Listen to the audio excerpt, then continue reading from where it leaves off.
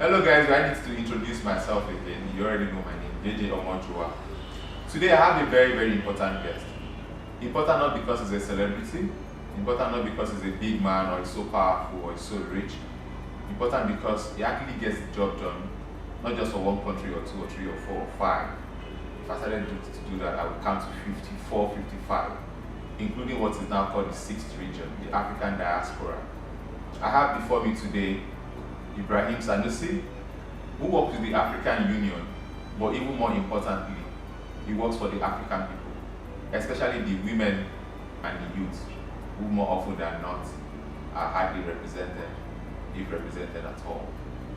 Thank you for joining the real conversation, and we get started immediately.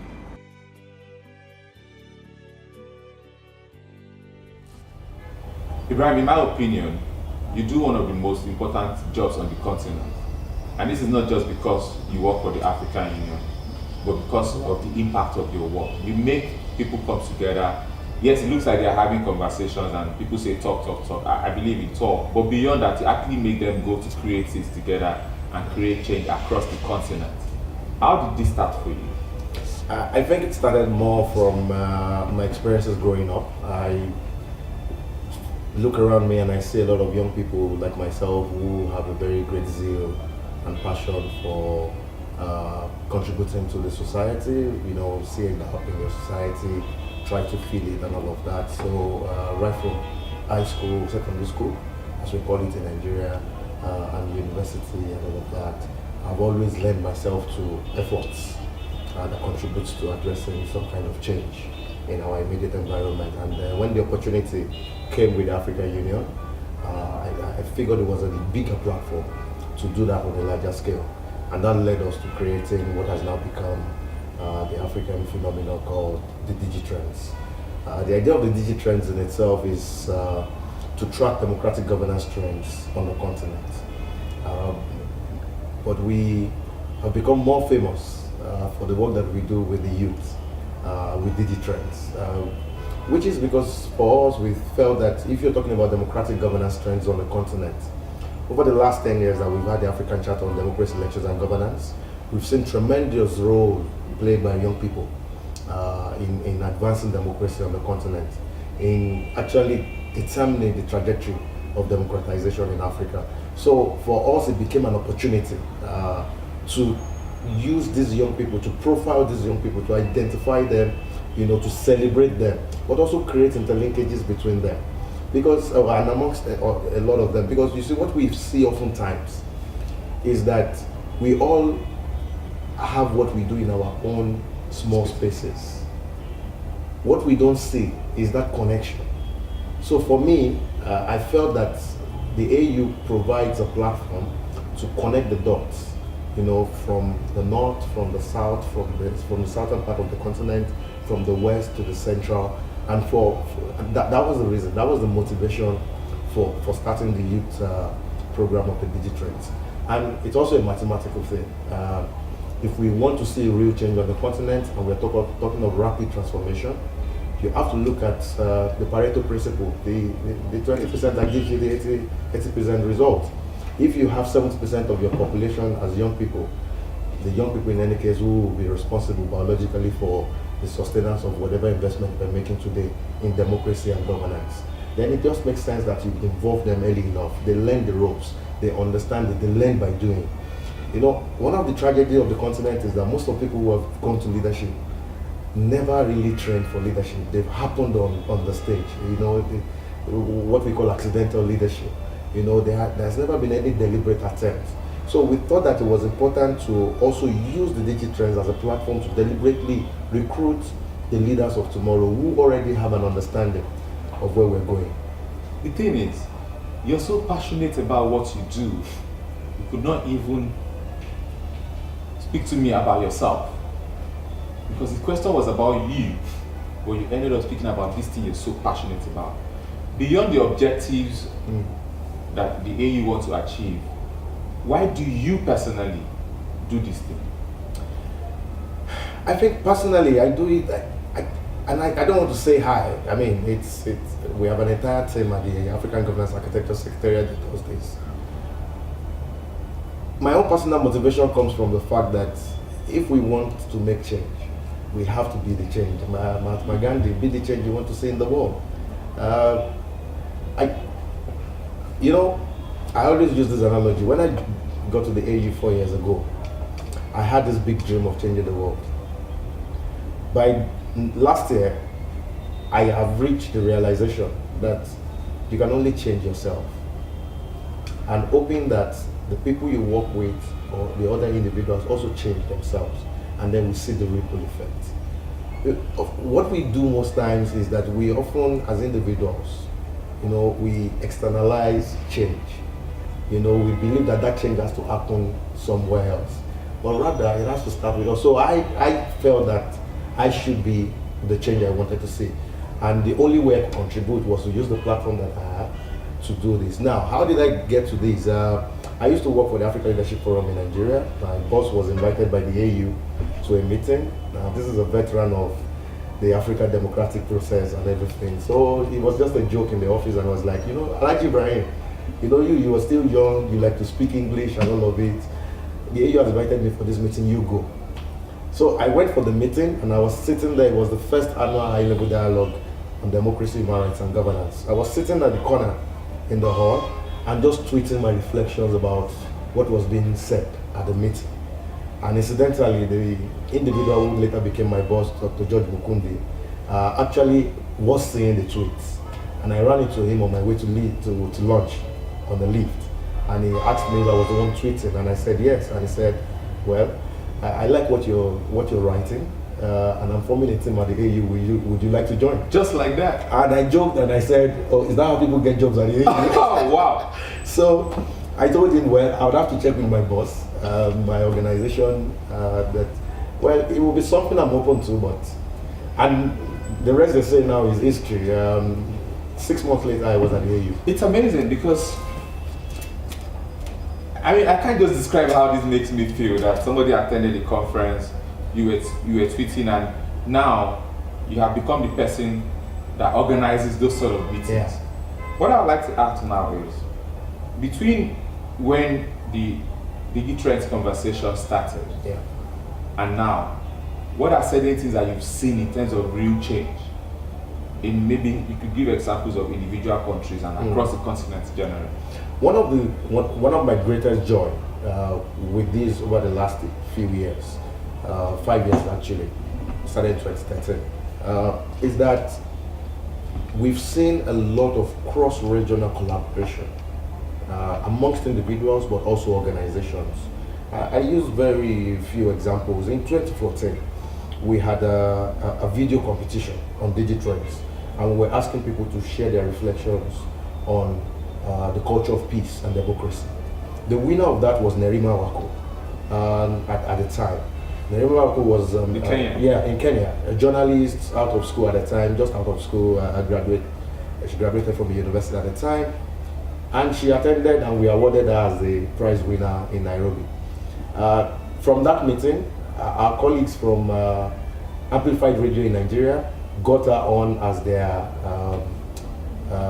East African correspondent and all of this. She now has gone ahead from that to open her own space called Siasa Place in Nairobi, Kenya. Probably the biggest youth convening around democratic governance in that country.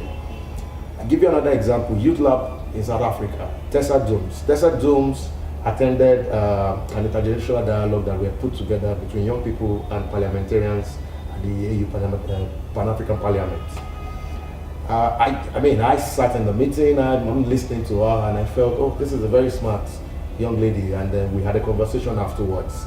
3 months later, she was consulting for us at the department, helping to put together one of the biggest democracy convening in the world.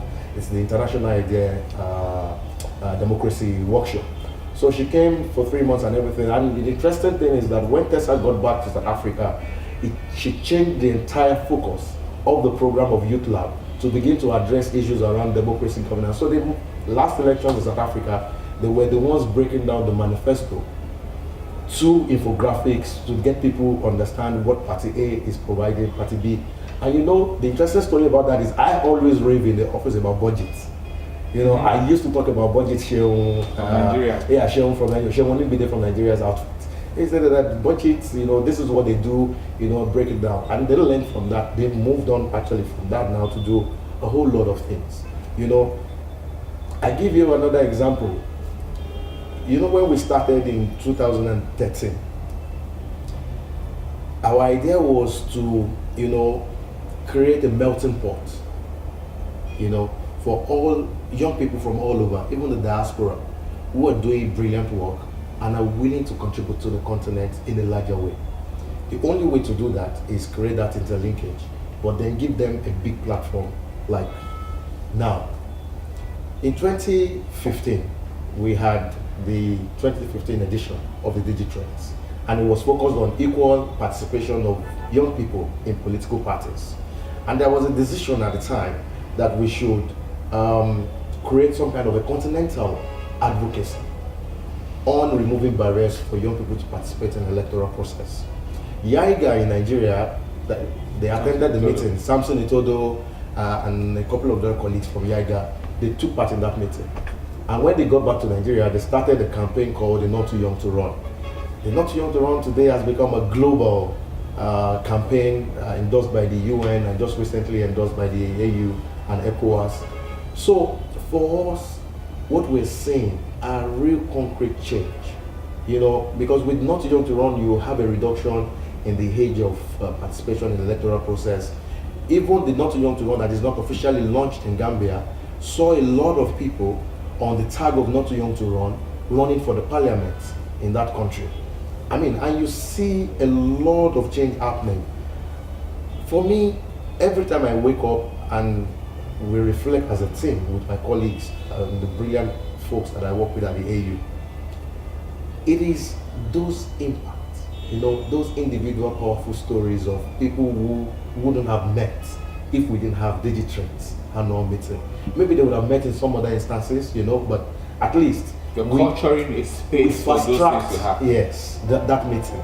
And you know, I say this, look at the stories, the history of the continent, and the way that the nationalists at the time, our colonial revolutionaries at the time, so to say, made sure that they could relate with themselves irrespective of the barriers that they experienced, and actually the very vicious harassment and intimidation that they endured at the time. Thabo Mbeki, Nelson Mandela, you know, Nnamdi Azikiwe, Kwame Nkrumah, these are individuals who connected. You know, they worked together, irrespective of their differences. They worked together, they connected together, they supported themselves. I mean, Nigeria would always talk about what we did as a country to support South Africa during the apartheid regime. South Africa, Namibia, and so many Southern African countries that went through the apartheid thing at the time. But not just them. I mean, we can say the same for several other countries. These people work together to give us the continent that we have today. Why do we think that it is now some ultra-nationalism that will give us the Africa that we want? Now, we are in 2017. We've had the Southern and Eastern African consultation in Arusha. We just finished the Central and West African conversation in Abuja. In the next 2 weeks or so, is to Tunis for the North African conversation. Exactly. After that, we have the high-level dialogue. There is an African region that so far has been more or less abandoned, the African diaspora. Should we expect something to happen? So, and you're very right that for a very long time we've not paid as much attention to our Africans in diaspora who are also doing very brilliant work, particularly the young people. A lot of them who've gone to study, decided to stay back, those of them who were born there, and those of them who, for want of greener pastures, have also migrated. One of the things that we're hoping to do next year is some kind of a policy dialogue, because we focus a lot more on democratic governance issues. These guys work in systems that are not necessarily perfect, but have made a lot of advancements in terms of democratic practices, in terms of, you know, effective governance systems and all of it. some of these individuals actually work in those systems. Some of them contribute to what those systems are today. What experiences can we get from them and share with our colleagues who work on the continent? An activity that we'll be implementing next year is called the African Union Young Public Service Leaders Program. The idea of the Young Public Service Leaders Program is to identify change makers on the continent who are contributing their own quota in one way or the other in our public service sector. We want to create an interface between them and their counterparts in the diaspora to share experiences on what is it that they can do to also, in a way, fast track transformation in our public service on the continent. It's one angle that we're looking at. But as it relates to DigiTrends, because DigiTrends in itself is the convening. Every other thing that we do fits into the DigiTrends, because the DigiTrends now brings everybody together annually to say this is what we're doing, this is what we have done, this is the lessons we're learning, these are the challenges we face, these are the successes that we're recording. But for me and the colleagues at the Secretariat, what we intend to do with the diaspora is create as much as possible an opportunity for these guys to be able to bring back some kind of a knowledge transfer onto the continent, but is that linkage has to be from them, with them, and the colleagues on the ground. And so next year we are hoping to have that policy dialogue, hopefully by the second quarter of the year. Now, you need to paint me a picture of if the ideas from all these programs and all these interactions and all these mix-ups of people and organizations, if they were to come to fruition, what kind of Africa should we be looking at in 2030? In 2030, if all of these crystallize into, the continent that we want, JJ, I'm not asking for so much. Efficient service delivery. A continent where every young person has access, at least for everyone who wants to, access to education, qualitative education. It's not just about numbers, but qualitative. Because if you ask me, I believe that if you deal with the issue of illiteracy, there will be a lot of spin-offs from that. Because then people become aware of their own responsibility in themselves as individuals.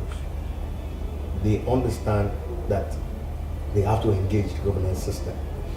And that engagement has to be from a point of value, not just because numbers, not just because you're citizens, but because you understand that as a citizen you have a right. So you have educated, informed citizenry that is able to push and demand for service delivery, for accountability and transparency, for that's it. That is the kind of continent that I envision. Because if we deal with education issues and people can make the right demands, it will impact on health, it will impact on sanitation, it will impact on technology advancement, it will impact on development in itself. Because all of these things don't just happen. See, when you use the word elite, which is quite interesting, and this is a digression. When you use the word elite, it refers to an enlightened mind, an ability to see things from diverse point of view and perspectives, and you understand, to be circumspect, you understand, to be objective in your analysis of issues and how you make a final decision. Now, that final decision must be able to contribute to common social good. One of the problems we have currently is that a lot of these elites don't have that sense of common social good. I think it's an abuse word at the moment. Exactly. So we really have to build an enlightened society that does not just see the elite as the people at the top, but you see yourself as an individual as one of the elite who must play a role in the development. That is the continent that I hope to see in 2030. There are people watching us right now, and this is sounding like very new to them, because they're hearing about, some people are not hearing about the AU for the first time, but they're seeing a side of a perspective of the AU that they didn't know about since forever. They are probably hearing about DigiTrends, democratic governance, regional consultation, all of these things for the first time. But they are excited, they want to be part of it. They want to join us maybe next year somewhere in Namibia, or join us somewhere in Kenya next year, or somewhere in Cape Verde, or somewhere, switch out. How can they be part of the conversation, whether online or in the physical spaces? So what we have is we have a very vibrant social media strategy, and so we are on all the platforms. Your team is, by the way, your team is very, very good. Thank you, and you're one of the team members, so I say thank you to you too. Your colleagues at Alpha Reach have been very brilliant in supporting the work that we do as well. But we're very vibrant on all the platforms: Twitter, Facebook, Instagram, SoundCloud, YouTube. Hashtag Digitrends. You know, we make sure that everything that we do, we document those experiences, because that's also one of the gaps that the continent experiences. There is a lot happening, we don't document. So we try to document and to, of course, keep people abreast of what we do. Our website is actually www.aga-platform.org. AGA is African Governance Architecture. So it's www.aga-platform.org. It's funny you're not saying to go on, you're going to ask your guy at the top of the website.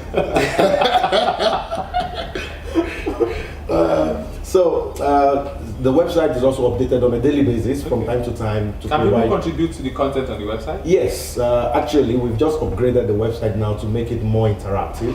One of the things that we've integrated onto it is now a forum, discussion forum, where from time to time we ask people to comment on a particular issue.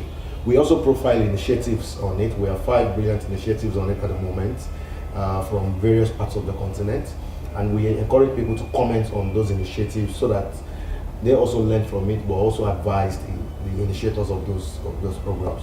I'd like for you to give a shout out to your team members, not the support team, your team members. Well, so I call them out. Yes, so we actually have a very brilliant team of young individuals from various countries on the continent. Rizan Asuna works with me on the team. She leads our democracy assessment and governance work at the Department of Political Affairs at the EU. Rizan is from Uganda, very brilliant. She can be very ungovernable, but she's good at what she does, and we're very proud of the work that she does with us. Of course, I go to a colleague of ours who's just left, Nabila Abdul Malik.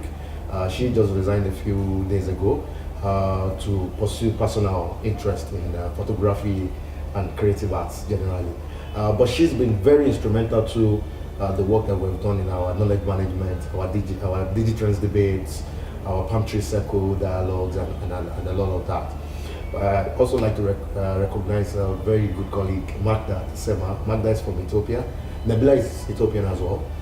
Magda is actually works with me directly on the youth engagement work. She's a lawyer, and I'd like to say thank you to her also. And of course, we have Sion Bilay. Sion is Ethiopian as well, but she leads our women engagement strategy work. She's the oldest member of the Secretariat. She came in as an intern, and she's now an expert as well. We have 2 young volunteers who have also joined us. We have Tibu Nechival from South Africa. Tibu manages our digital media work.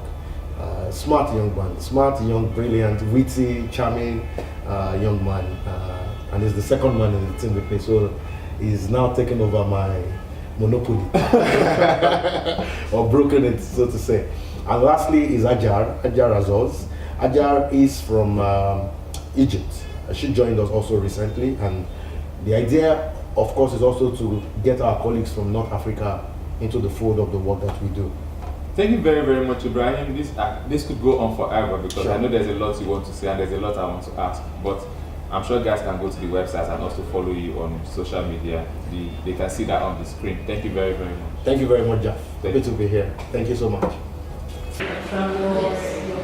Now, you people have seen how it disgraces me on TR.